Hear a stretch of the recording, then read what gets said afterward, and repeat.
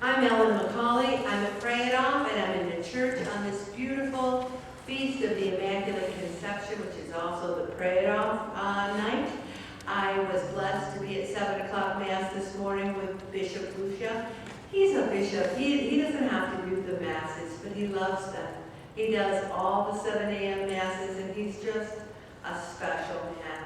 And I'd like to stop right now and say a special Hail Mary for Father Mano and his family, because he did lose his beloved mother yesterday. So if we can stop and say, on this Feast of the Immaculate Conception, have our Blessed Virgin welcome her into heaven, because we know, having 10 kids, she's in heaven today. Hail Mary, full of grace, the Lord is with thee. Blessed art thou among women, and blessed is the fruit of thy womb, Jesus. Holy Mary, Mother of God, pray for us sinners, now and in the hour of our death. Amen. Thank you. And you know, it's interesting. On this last meeting before our end of the session, I'm talking about an interesting topic. It's called Don't Give Up. And now's the perfect time to talk about not giving up. Because it's January, it'll be January before you know it, but it's December 8th, and we're beginning to start. Many of you came in your holiday tops because you were at a party for lunch. And then there's going to be next week we have a party every single day at work. You know, Wednesday's cookie day, this one's that, this one's that. So we can't give up, number one, on January 5th, and we can't give up, period. You know, I've had people say to me, I just can't do it anymore, Ellen. And I say, you can't do what? Breathe? You can't walk? You can't walk, because that's all we're doing. We come here, we might be shining stars one session, the next session we might not be doing well at all. But the whole thing is, we have to keep going.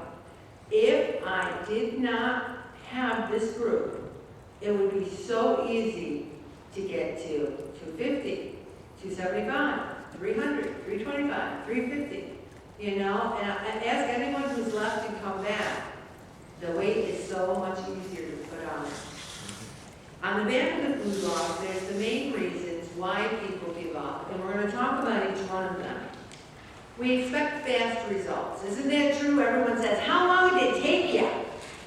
It took me forever. Do you want to join me? No, they want to do it in 5 minutes.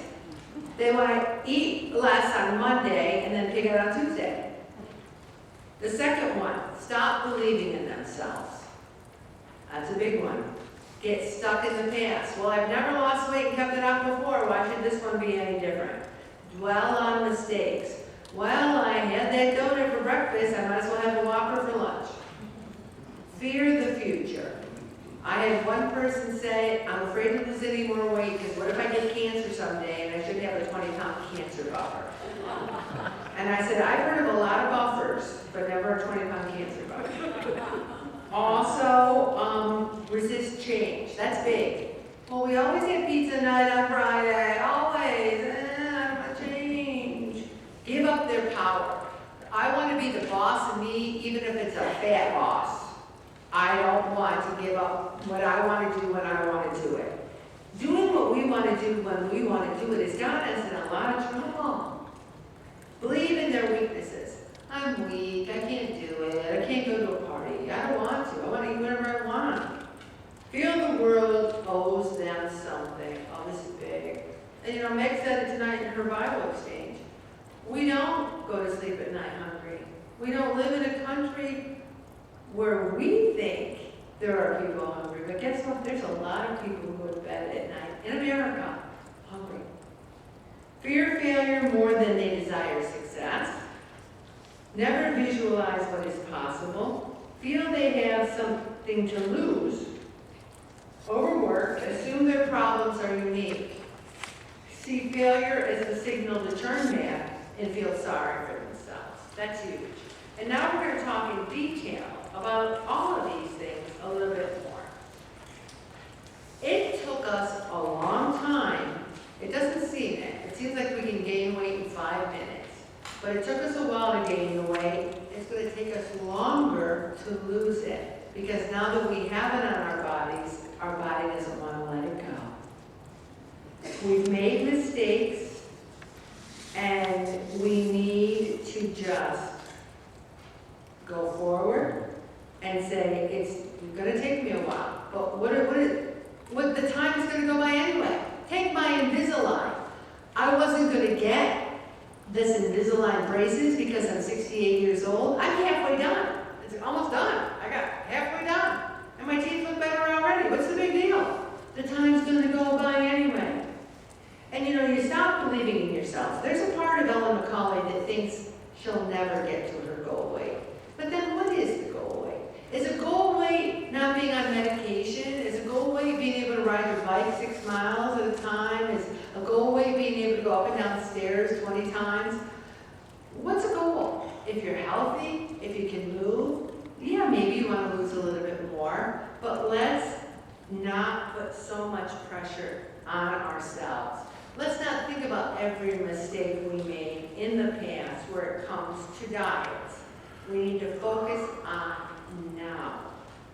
You know, focusing on the past can be a form of denial in and of itself. We can say, I never was successful. I never did good on diets. I always gained the weight back.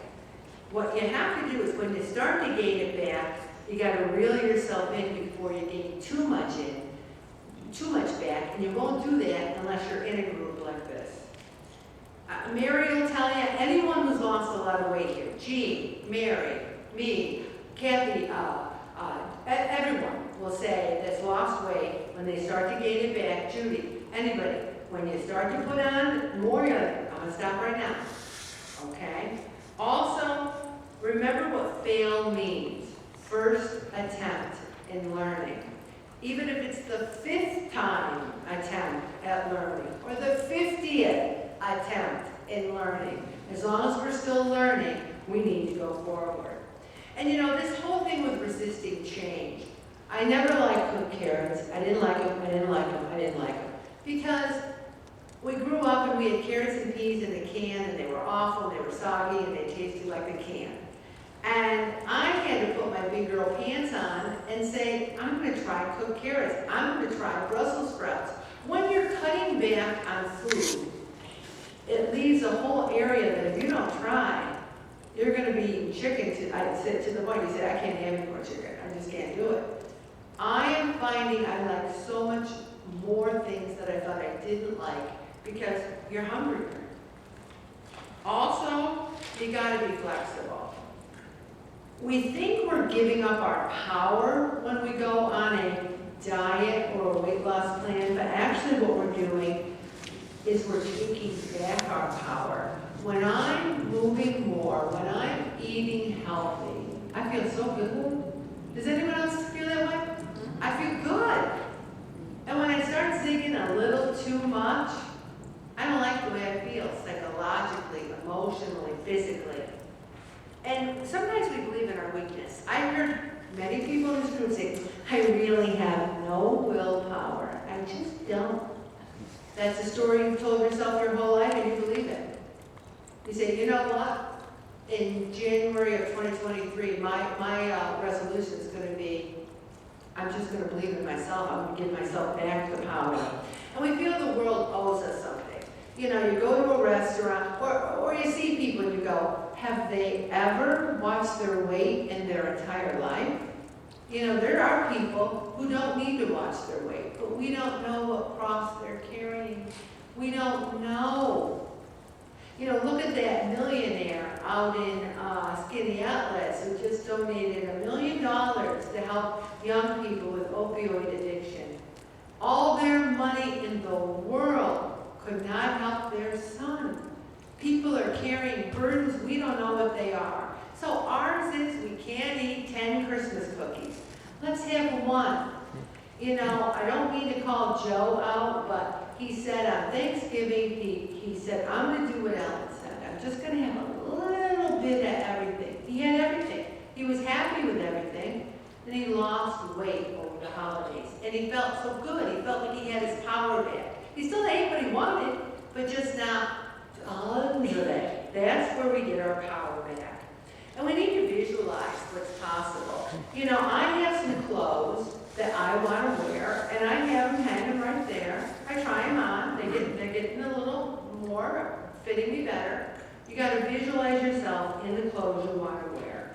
And also, sometimes we're overworked. I had 2 people, and if you're listening to the blog, don't hate me. Don't hate me. But they didn't come tonight because they said they have a lot going on. And I want to say, OMG, do you have any idea what I have going on? I hate to use the word busy person. I work full time, I have a family. The thing is, we plan for what we want to do. People say, I don't have time to send out Christmas cards. I said, well, if you really wanted to, you'd find the time. I don't have time to watch my weight. Well, if you really wanted to, you'd find the time. I don't have time to exercise. Yeah, you do. You'd make time. You'd find time. We tend to think of ourselves as overworked, but mainly what we are is underplanned.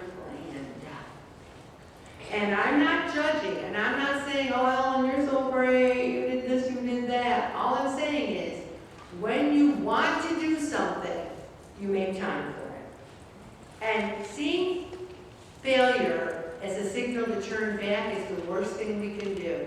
When you come here, one person said, I almost didn't come tonight because I knew I gained weight.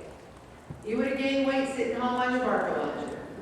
You would have weighed the sack. So you come, you face the music, and you say, okay, now I'm going to get down. And feeling sorry for yourselves. I have a bachelor's degree in feeling sorry for myself. Poor Ellen, she works so hard, she tries so hard. People don't understand her. She means well. She's just really a good person that's misunderstood. I feel sorry for myself and then I stop. And I love this. When you feel sorry for yourself, it is you missing something you no longer have. Acknowledge the value and help for you and mourn the loss. This helps you to move on. That energy is then freed up so you can use it to make the change you want for yourself. If people aren't recognizing you for your hard work or what you think you did, you turn your eyes to heaven and you say, God, I know you saw that. And I do it for you, and thank you for appreciating me, God. I would not feel sorry for myself. Lord, you know I'm struggling with my weight. I've struggled my whole life. I'm going to do outreach, get even more people, and all together we're going to do it, Lord. We're going to stop feeling sorry for ourselves, and we're going to take back our power. I'm going to stop right